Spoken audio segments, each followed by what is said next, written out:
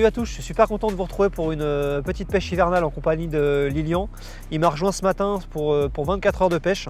Donc on est sur une gravière de ma région, voilà, on est sur une pêche typique d'hiver, exactement ce que moi je pratique autour de chez moi. Voilà, l'hiver j'essaye de faire des sessions assez rapides, assez courtes sur des lieux que je connais très bien. Donc on est sur une gravière que je pêche depuis quelques années. Il y a un secteur que j'apprécie beaucoup en hiver où je sais qu'on pêche sur une zone de tenue de poisson. Ici j'utilise une approche qui me réussit très bien, qui est un peu plus particulière, on va dire, puisque j'utilise énormément d'amorces de farine, notamment Sonubets avec du micro-pelé. Donc ça on va voir ça un peu plus tard dans la vidéo. Voilà, les poissons répondent très bien là-dessus. Et les blancs qui sont sur ce plan d'eau là sont très peu actifs à cette période. Donc voilà, c'est un gros avantage pour l'utilisation de ce type de produit.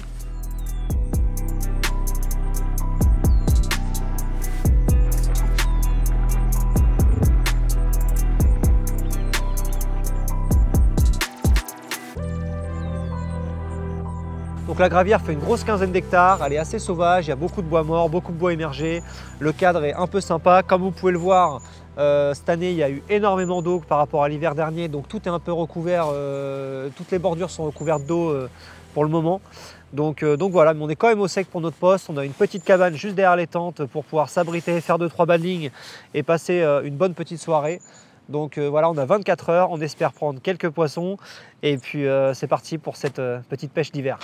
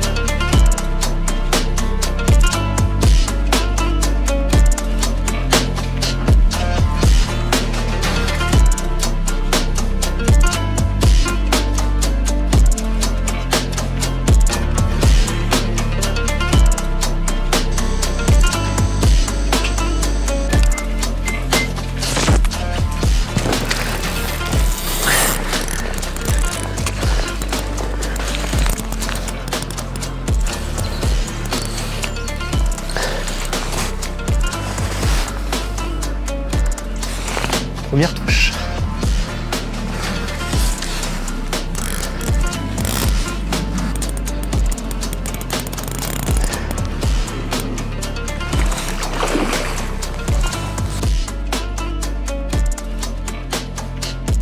Attends, c'est des vrais départs. C'est vrai que là, elle est partie tout de suite. Ouais.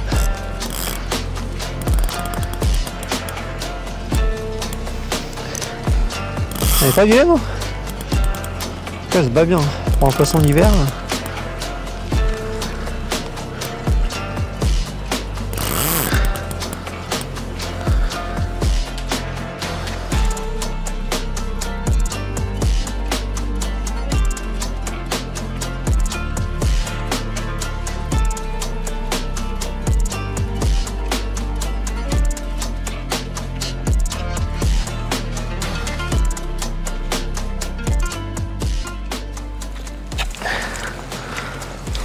Bon ben voilà mon Lilian, premier poisson. Ah, ça me fait plaisir. Bel miroir, avec des très belles couleurs d'hiver. Poisson un peu orangé là. Elle est belle.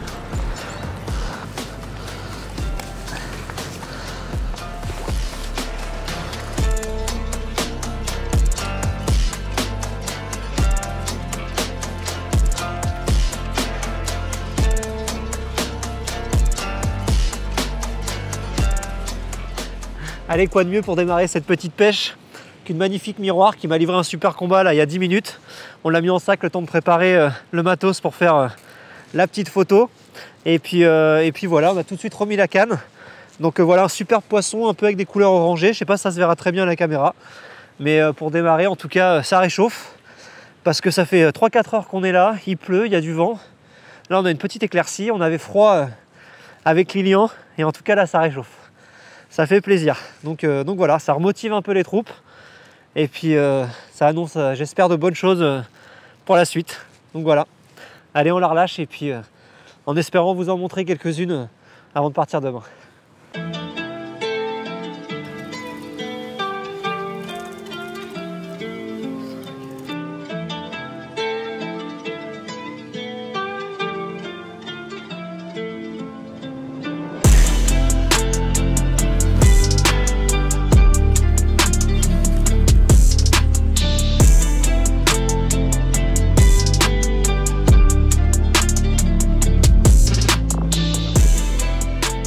Ah là là, sacré mignon. Toi, je dirais pas que t'es un chat noir. Je dirais que par contre, c'est souvent que tu ramènes la flotte. Regarde-moi cette magnifique tour de croque-monsieur. Ah oui, tu mets tout d'un coup? Tout d'un coup, ouais, t'as raison. T'es optimiste. T'as cru que j'allais te faire un méga cheeseburger? Ouais. Non, non. Pas de Mais méga c'est des cheeseburger. sandwichs ou des croque-monsieur? C'est des croque-monsieur. C'est des sandwichs chauds en fait. Ah oui, c'est des sandwichs. Oui, ils appellent ça un sandwich chaud quoi. C'est un sandwich chaud. Ouais, mais toi, s'il n'y a pas de crème. Il y a du beurre, de la crème fraîche, il est, tu vois. Ouais, ouais. Là, c'est un sandwich chaud quoi. Ouais, mais d'habitude, tu vois, sur les spots 3 étoiles, 4 étoiles, il y a un vrai truc avec, tu vois, des portes. Et d'habitude, tu fais capot. Là, on a déjà 2 boutons par contre. C'est vrai. On peut pas tout avoir. On peut pas tout avoir. C'est pas faux. Ah oui, Je préfère les poissons quand même. c'est vrai. Et les sandwichs chauds.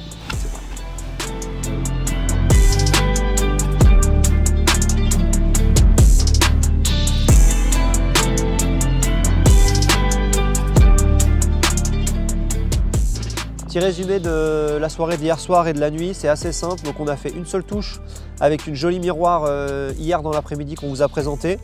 Vers 22h30, j'avais toujours pas refait de nouveau départ, donc du coup j'ai pris la décision tout simplement de retirer les cannes. Je sais que c'est un spot qui mord beaucoup mieux la journée, donc pour pas le surcharger, j'ai vu que bon, voilà, les conditions sont un peu catastrophiques par rapport à il y a 15 jours quand j'avais fait une très belle pêche. Donc j'ai retiré les cannes pour cette raison, mais aussi tout simplement parce que comme vous l'avez vu, le niveau d'eau est beaucoup monté. La nuit, c'est très compliqué d'être très rapide pour sortir du bivy, mettre les bottes ou les waders, foncer sur le spot en traversant la zone immergée, prendre contact avec le poisson et le sortir. Je pêche une zone qui est quand même vachement encombrée. J'ai pas envie de prendre le risque de perdre un poisson inutilement parce que je suis dans les bras de Morphée dans mon beach-air. Et on dort vachement bien aussi quand on relève les cannes. Donc voilà, les cannes étaient relevées. Et par contre, je les ai remis de bonne heure ce matin. J'avais mis le réveil à 6h. J'ai remis les cannes à la nuit. Et bien m'en a pris puisque j'ai fait tout de suite vers 6h30 au lever du jour une belle commune que j'ai mis en sac pour l'instant et qu'on va vous montrer ce matin avec en plus un super soleil. Donc voilà, on a déjà bu un premier café. J'espère que le temps va se maintenir et qu'on va refaire une touche ce matin. Et puis on se dit à tout à l'heure.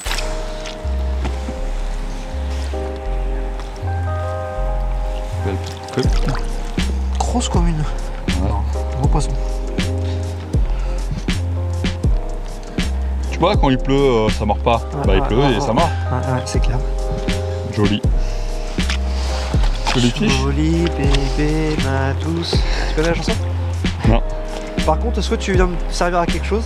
Ouais, je veux essayer. Tenir les puzettes que je décroche le fiche. Allez. Deuxième poisson. Yes! Yes! Ah, j'ai pas assisté au combat, mais je doute qu'il était pas mal. Le temps que tu te réveilles, tu sortes de tes pantoufles. Moi j'avais déjà fait le poisson quand c'est la canne à amorcer. On a le temps de mettre les waders, d'enlever les chaussettes, de remettre des chaussettes, de prendre une lampe parce que j'ai rien prévu. Voilà. Putain, vraiment, je suis parti sans fond. Du coup, c'est quoi le plan là? Tu vas relancer? Ouais, là je vais checker le basing, il a l'air de piquer. Et surtout je vais parler tout doucement pour pas que les autres pêcheurs entendent qu'on va faire un poisson. C'est pas vrai, il n'y a personne. On est les seuls à venir quand il pleut et qu'il caille. Donc ça, il n'y avait pas de risque, il faut parler fort.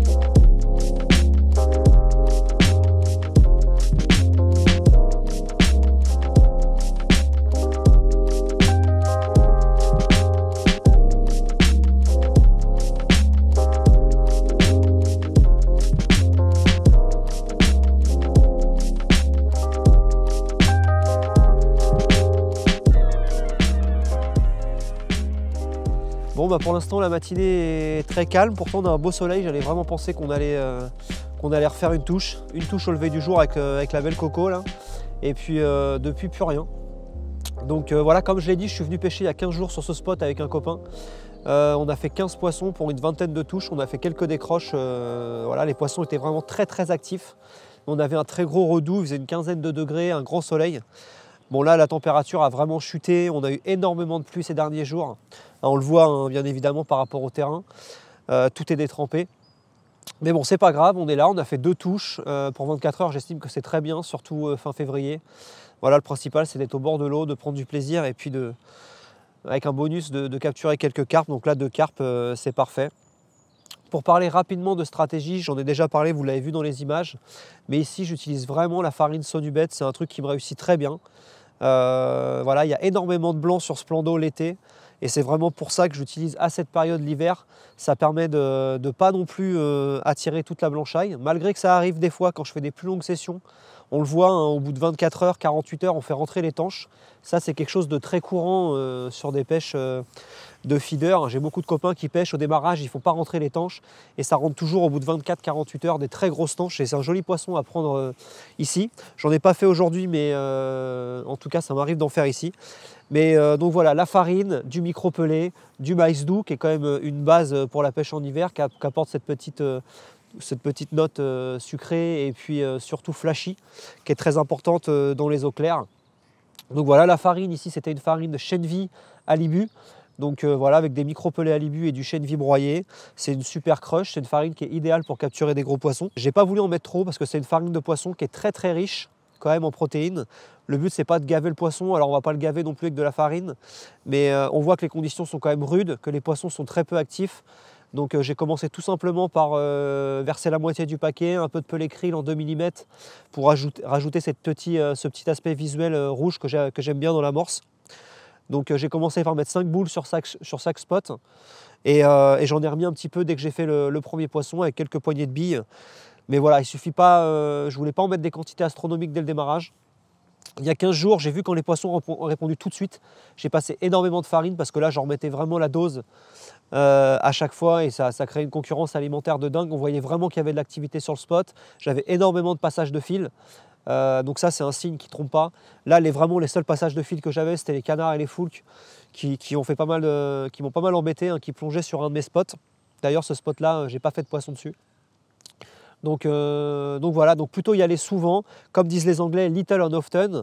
Donc ça veut dire des petites quantités régulièrement, plutôt que de mettre un gros paquet dès le démarrage. Donc voilà, j'utilise ça avec bien sûr mes billes en 16 mm, c'est ce que j'utilise parce que j'essaye d'accoutumer les poissons au maximum avant de me rendre sur un plan d'eau l'hiver. J'essaye de mettre toutes les chances de mon côté. Le fait de rien laisser au hasard, de venir régulièrement amorcer, de connaître le secteur, connaître son spot, pour moi c'est primordial pour attraper du poisson. Voilà, on a peu de temps de pêche, on n'a pas envie de, on va dire, sortir quand il fait froid, quand il pleut, pour prendre un gros capot, rentrer à la maison un peu blasé. Moi personnellement, j'ai pas trop envie de ça. Ça m'arrive, mais si je peux mettre toutes les chances de mon côté, c'est quand même un point positif. Au niveau du baddling, un baddling que j'utilise vraiment énormément en ce moment, c'est donc un bon vieux Ronnie Rig. Donc, ou spinner, s'il y en a qui préfèrent l'appeler le spinner, à la base c'est quand même un Ronnie. Donc le Ronnie, chez Avid, on a tous les matériaux nécessaires maintenant pour le réaliser. Donc on a un Ronnie Kickers, donc en taille large, qui vient vraiment créer la hampe de l'hameçon. Il suffit de rajouter un petit émerillon à œillet de façon à faire glisser son nèche librement sur le dé créé. Voilà, un morceau rigide d'une quinzaine de centimètres en fluorocarbone. J'attends une minute parce qu'on a la chance d'avoir le train qui passe juste ici, voilà. Et puis en termes d'èche, ici 2 faux maïs doux, plastique flottant, qui viennent tout simplement équilibrer mon appât et surélever mon hameçon, qui va quand même se présenter. Donc voilà, on a un fluorocarbone qui va se présenter sur le fond, bien à plat sur le fond, et on a notre hameçon qui va surélever grâce au maïs flottant.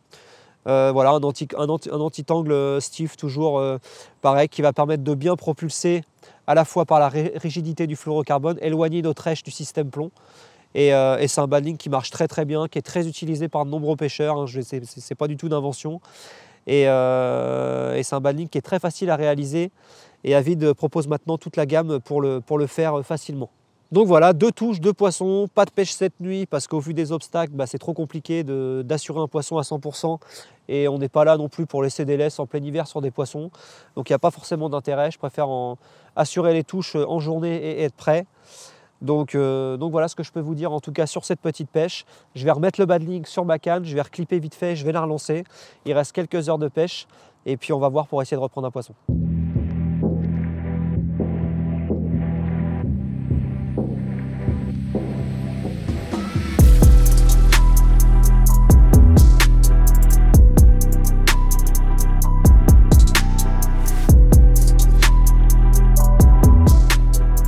Voilà, ça peut vous paraître un peu étrange, je garde la canne haute. Parce qu'il y a 15 jours, je me suis fait avoir, il y a des très grands peupliers ici qui sont tout cassés avec le vent. Et il doit y avoir une branche qui est tombée entre moi et le spot, qui est pas très loin du bord, qui est à 5-6 mètres du bord. Et j'ai perdu un poisson bêtement dedans il y a 15 jours, donc au démarrage, je garde la canne bien haute, le temps de ramener le poisson. Et une fois qu'elle est là, eh ben, on est tranquille. Voilà. Bah voilà une super touche avant de remballer. Un troisième poisson, c'est une petite commune, elle est pas grosse, je la vois là, mais elle a une belle bosse sur la tête, elle est jolie. À savoir que sur ce plan d'eau là, c'est assez rare, mais il y a une très grosse reproduction de communes notamment. On attrape énormément l'été à la canne à coups. Et en fait là, je pense que les communes qu'on attrape entre 8-10 kg, c'est des très jeunes poissons qui sont nés ici. Parce qu'il y a très peu de rempoissonnement, il y a quasiment zéro rempoisonnement, à ma connaissance, j'en ai jamais entendu parler. Donc c'est vraiment agréable, et en plus ils sont vraiment propres, ils sont vraiment des beaux poissons, quoi.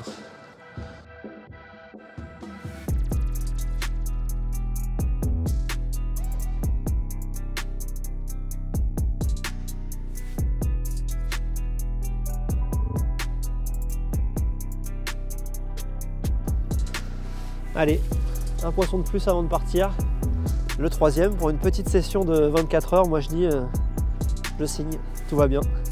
Comme quoi, c'est bien de connaître son endroit. Comme quoi, quand je suis pas avec Louis le chat noir, j'arrive à prendre des poissons et ça c'est cool. Voilà. On lui dira pas. Ah, une jolie Donc typique, tu veux, c'est bon, il y a le son là. Ouais. Donc typiquement le genre de poisson que je viens de vous expliquer. Des jeunes poissons d'ici qui ont des bosses sur la tête, qui sont vraiment magnifiques, pas abîmés. Vraiment des superbes morphologies, en tout cas des morphologies que moi j'aime.